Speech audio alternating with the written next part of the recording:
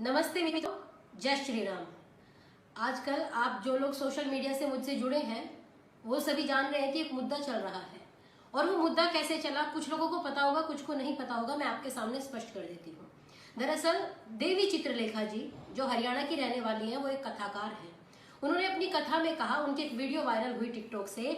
उन्होंने अपनी कथा में कहा कि जब हमारी भागवत कथा चल रही हो, उनके शब्द बता रही हूँ, उन्होंने व्यासपीठ से बैठ कर के कहा कि जब हमारी भागवत चल रही हो और हमको नमाज की अजान की आवाज आए तो हमको अपनी भागवत रोक के, ये उनके शब्द हैं, अपनी भागवत रोक के हमको उनके अल्लाह को प्रणाम कहना चाहिए, 5 मिनट उनके अल्लाह को याद कर लेना चाहिए। क्या जाता है।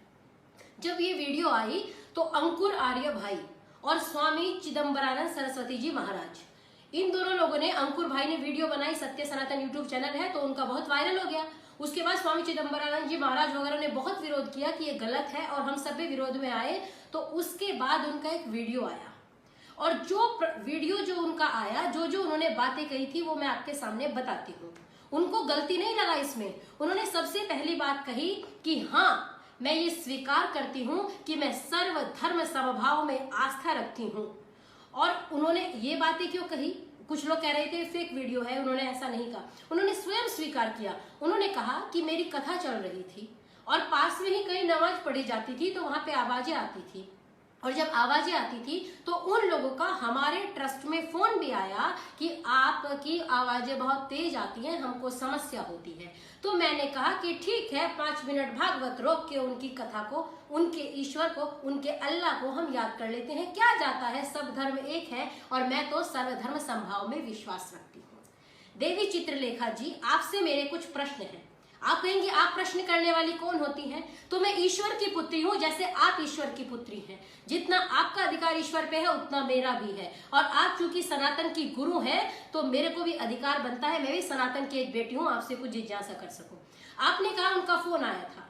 आप ये बताइए, नमाज तो रोज पढ़ी जा रही थी, आप एक बार ये कहती, आप तो सर्वधर्म संभाव में विश्वास करती हैं, आप हाथ जोड़ती और उनसे कहती नहीं भैया आप आज मत पढ़िए ना, आप भी आइए, सब बैठ के कृष्ण जी को सुनते हैं, सब एक ही तो है, सब धर्म एक ही तो है। जो कृष्ण ने कहा वही अल्लाह कह रहे हैं, आपका ही कहना है। तो आप ये बताइए आपने उन्हें बुला क्यों नहीं लिया?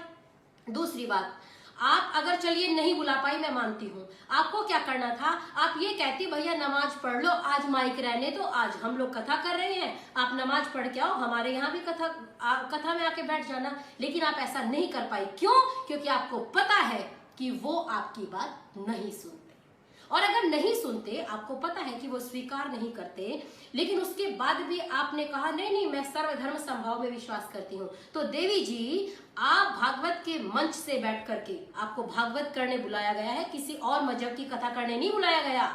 आपको पैसे भागवत के दिए जा रहे थे, किसी और मजहब के गुणगान करने के लिए नहीं दिए जा रहे थे। तो अगर आप व्यासपीठ पे बैठ के किसी और मजहब का गुणगान कर रही हैं तो मुझे ये बताइए, सभी लोग, आप सभी देखने वाले सुनने वाले लोग बताइए, क्या व्यासपीठ की मर्यादा यही है कि आप किसी भी मजहब का गुणगान करें? आप व्यासपीठ की मर्यादा बताइए। और जब सर्वधर्म संभाव में विश्वास रखती हैं तो चलिए फिर आपके साथ हम भी चलते हैं, अन्य मजहबों के धर्म स्थलों में चलेंगे और वहां जाकर के आपकी कथा को सुनेंगे और सुनाएंगे। अगर नहीं कर सकती तो फिर हमको ये घुट्टी पिलाना बंद कीजिए। क्यों? क्योंकि आप लोग महलों में रहते हैं, कभी धरातल पे उतर के देखिए समस्या क्या हो रही है। दूसरी बात, आपने कहा कि चैतन्य महाप्रभु जब थे उन्होंने कहा कि कोई धर्म नहीं, सबसे बड़ा वो व्यक्ति है जो सबको प्रणाम करना जानता हो। तो देवी जी, आप एक बात बताइए, सबको प्रणाम करने का आपने कहा है, क्या अजमल कसाब को प्रणाम करें, अफजल गुरु को प्रणाम करें, जो अभी कुत्ते की मौत मारा गया, उस आतंकवादी दुष्ट जिसने हमारे सैनिकों को भी बलिदान होना पड़ा, उस नायकों को प्रणाम करें? आप ये बताइए, सब में किस किसका दायरा है? गो भक्षकों को प्रणाम करें, जो गाय को काट के खाते हैं उनको भी प्रणाम करें, जो गाय का अपमान करते हैं, केरल में 20 सड़क पे गाय काटी, उनका भी सम्मान करने लग जाए। किस किसका सम्मान करेंगे हम? क्या सबका? आपने कहा सबका सम्मान करो। आप ये बताइए, जब चैतन्य महाप्रभु हुए, आपने फिर रामायण का उदाहरण दिया कि रामायण में कहा सबको समान दृष्टि से देखिए। आपने भगवत गीता का उदाहरण दिया कि कृष्ण जी ने कहा सबको समान दृष्टि से देखिए। मुझे एक बात बताइए, आप तो इतनी बड़ी कथाकार हैं, आपने कहा शास्त्रों की बात कर लेते, आइए मैं आपसे शास्त्रों की बात करती हूँ। अगर शास्त्रों की बात है, आप ये बताइए, जब रामायण थी, महाभारत हुआ और चैतन्य महाप्रभु हुए, तब धर्म कितने थे बताइए जरा? क्या सनातन के अलावा कोई था इस सृष्टि पे? हमने रामायण देखी, हमने तो कोई और देखा ही नहीं, केवल एक ही धर्म है सबका, वैदिक धर्म, सत्य सनातन वैदिक धर्म है। सभी आर्यपुत्र का संबोधन कर रहे थे, पूरी रामायण आप सबने देखी होगी।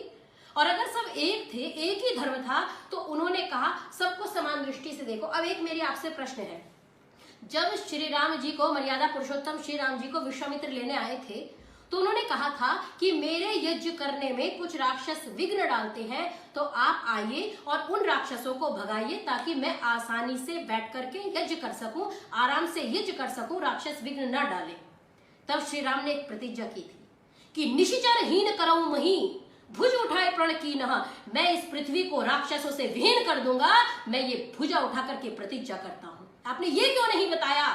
उस समय राक्षस दूसरे थे, आज राक्षस दूसरे हैं। समय वही है, बात वही है। उन्होंने भी उन राक्षसों का नाश किया था। अगर राम जी सर्वधर्म संभाव की घुट्टी आपसे पढ़े होते, तो मर्यादा पुरुषोत्तम श्री राम 7 समंदर पार जाके रावण को उसकी औकात बता के नहीं आते, जिसने माता सीता पे गलत दृष्टि डाली। आप बताइए किस सर्वधर्म संभाव की बात कर रही हैं? आपने कहा भगवत गीता, भगवत गीता मैंने भी पढ़ी है, मेरे सामने रखी है, वेद भी रखे हैं, जिसका प्रमाण देंगे उस प्रमाण से मैं आपसे बात करूंगी। आपने कहा भगवत गीता में कहा सबको समान दृष्टि से देखो। मैं भगवत गीता को पढ़ती हूँ और मैंने पूरा अध्ययन किया है, आप आए तो बात कर सकते हैं भगवत गीता पे बैठ के। भगवत गीता में मैंने पढ़ा, जब अर्जुन ने कहा कि मैं नहीं लड़ पाऊंगा, भैक्षमपि हलोके, अगर मैं अपने गुरुओं को ना मारूं, गुरुन आहत्वा ही महानुभावा यच्छ्रेयो भक्षुम भक्षमपि हलोके हत्वार्थ कामास्तु गुरु न्यैव भुंजीय भोगा रुधिर प्रदिग्धान। उसने कहा मैं अपने गुरु को नहीं मारूंगा। महाभारत के युद्ध में जब सब खड़े हैं, उसने कहा मेरे गुरु लोग हैं, मैं कैसे लड़ूंगा? तो मेरे को अगर इनको ना मार के मुझे भिक्षा भी मांगनी पड़े तो भी मैं ये हथियार नहीं उठाऊंगा, मैं अपने अस्त्र नहीं उठाऊंगा। तब श्री कृष्ण ने उसको कहा था कि अगर लड़ेगा, अगर संघर्ष करेगा और विजयी होगा, तो तुझे लोग सम्मान करेंगे कि एक योद्धा का कर्तव्य था मैदान में डटे रहा, तू डटा रहा। और श्लोक की पंक्ति है, स्वधर्मे निधनम श्रेयः परधर्मो भयावह, अपने धर्म में मर जाना भी श्रेयस्कर है। एक शब्द से आप ये समझी नहीं, स्वधर्मे निधनम श्रेय का मतलब समझाइए। आपकी स्वधर्मे निधनम श्रेय किस लिए आया? क्यों आप लोग ऐसी कथाएं सुना रहे हो? तुम भी रो, हम भी रो। अरे कृष्ण जी का वो स्वरूप बताइए कि महाभारत के युद्ध में जब दुर्योधन जैसे दुष्ट ने उनको सोचा कि इनको बंदी बना लिया जाए, और भरी सभा में उनको कहा कि आप भोजन करने चलिए, उन्होंने सोचा बंदी बना लूंगा, तब भरी सभा में खड़े होकर सत्य बोलते हुए योगीराज श्री कृष्णचंद्र ने कहा था कि किसी के घर भोजन संप्रीति भोजनानि अन्नानि आपद भोज्यानि वा पुनः न संप्रिय से राजन न चापद गतावयम। किसी के घर भोजन 2 अवस्थाओं में किया जाता है, या तो उससे प्रीति हो और या उसको बहुत सम्मान हो, या मेरे ऊपर आपत्ति हो। तो प्रीति मुझे तुमसे है नहीं। भरी सभा में कृष्ण जी इतना सत्य बोलने का साहस करते हैं और आप लोग उनके नाम पे क्या कर रहे हैं सोच लीजिए।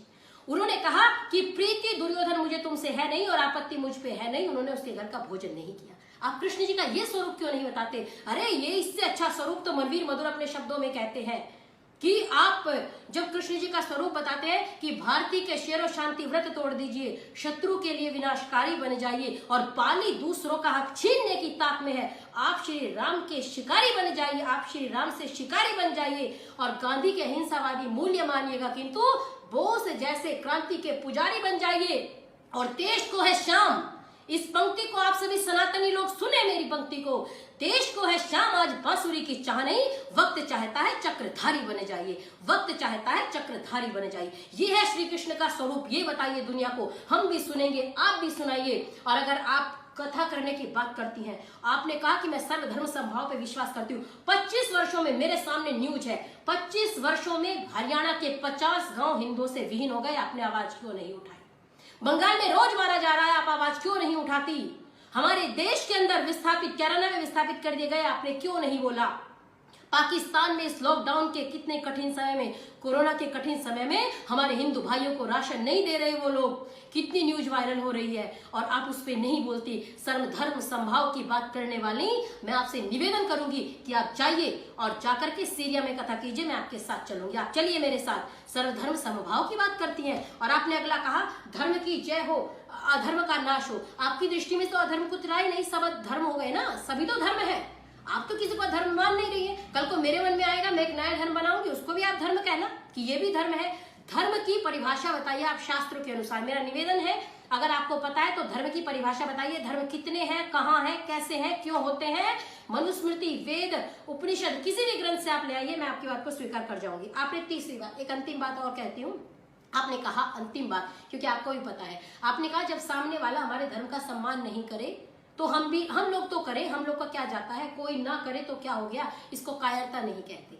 मेरी बात सुन लीजिए, आपने कहा मैंने बचपन से सीखा है कोई मेरे धर्म का सम्मान न करे मैं सबका करूं। देखिए, मैंने महाभारत पढ़ी है देवी जी, मुझे नहीं पता आपने कौन सा ग्रंथ पढ़ा है, और मैंने महाभारत में पढ़ा है यस्मिन यथा वर्तते यो मनुष्य तस्मिन् तथा वर्तितव्यः, साध्वाचारो साधुना प्रत्युपेयः।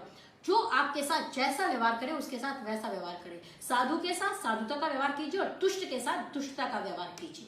आप एक बात बताइए, अजी हम तो साधु हैं, साधु हैं, हमको ये बताया गया कि कोई आपकी एक आंख फोड़े, हमको कथाओं में यही तो सुनाया गया कि कोई एक आंख फोड़े तो फोड़ लेने दीजिए, क्या हो गया, दूसरी आंख भी फोड़ दे तो क्या हो गया, हम अपनी अच्छाइयां ना छोड़े। एक सन्यासी थे, बिच्छू काट रहा था, वो बिच्छू को प्यार कर रहे थे, कोई बात नहीं, बिच्छू ने काटा नहीं छोड़ा, मैं अपनी अच्छाई क्यों छोड़ू।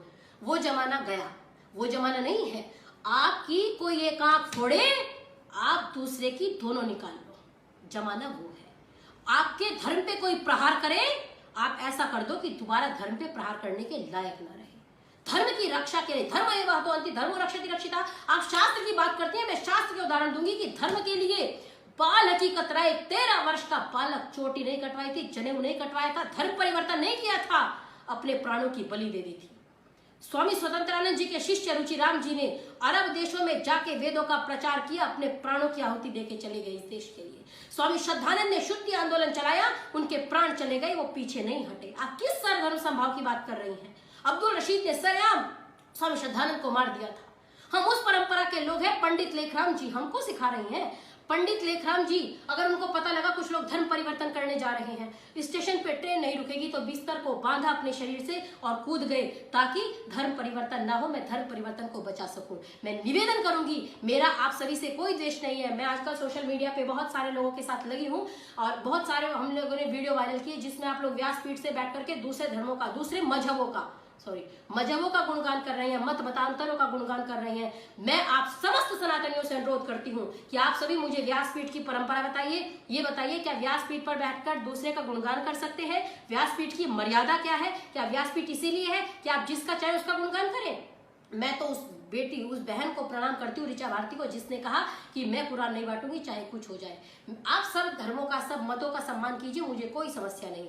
अल्लाह भी अपना है, सब अपने हैं। लेकिन अगर आपको कथा करनी है, भागवत करनी है और आपको मंच पे बैठना है तो आप ये सब नहीं कीजिए। क्यों? क्योंकि अगर करना है तो आप जाइए ना, इतनी मस्जिदें खुली हैं, इतनी जगह है, आप मजारे हैं, आप जाइए, उन पे सर रखिए। सबको अधिकार है, संविधान सबको धार्मिक स्वतंत्रता का अधिकार देता है। लेकिन आप एक धर्म की गुरु है, आप सर्वधर्म, आप किस धर्म की कथा कर रही हैं? आप केवल एक धर्म की कथा कर रही हैं ना, फिर सर्वधर्म समभाव की टिप्पणी किस लिए? आप क्यों नेता लोग सेक्युलर दिखने के चक्कर में कुछ भी बोल रहे हैं, उठपटांग उनका चलता है, लेकिन आप लोग शास्त्र के अनुरूप बात कीजिए। मंचों पे बैठ के आप लोग द्व्यर्थी भजन गा रहे हो। कितने लोग, मैंने चिन्मयानंद बापू की एक वीडियो शेयर किया तो उन्होंने जानबूझ के दोबारा वीडियो शेयर किया। जब लोग वहां पे गए तो उनको वीडियो डिलीट करना पड़ा। मैं कह रही हूँ, समय रहते चेत जाओ हिंदुओं, समय रहते चेत जाओ सनातनियों। अगर सर्वधर्म समभाव जैसी कोई बात हुआ करती तो राम मंदिर के लिए, राम के देश में आपको केस नहीं लड़ना पड़ता। अगर ऐसी कोई बात होती तो राम के अस्तित्व का आपको प्रमाण नहीं देना पड़ता कि हमारे राम जी हुए थे। समय रहते चेत जाइए, व्यक्ति के पूजक मत बनिए, सनातन के जागरूक पुरोहित बनिए। वेद कह रहा है कि वयम राष्ट्र जागृया पुरोहिता, हम राष्ट्र के जागरूक पुरोहित बने। और निश्चित रखिए, ये खामोश मिजाजी आपको जीने नहीं देगी। ये पंक्ति कह के वाणी को विराम दूंगी। जागिए, परिवर्तन आएगा, परिवर्तन लाएंगे। फंडिंग हो, चाहे मुद्रा का चक्कर हो, पैसे का चक्कर हो, लेकिन हम सुधार के तो रहेंगे। याद रखिए, ये खामोश मिजाजी आपको जीने नहीं देगी। अगर जीना चाहते हो तो कोहराम मचा दो, अगर जीना चाहते हो तो कोहराम मचा दो। जय श्री राम, जय श्री राम, जय श्री राम।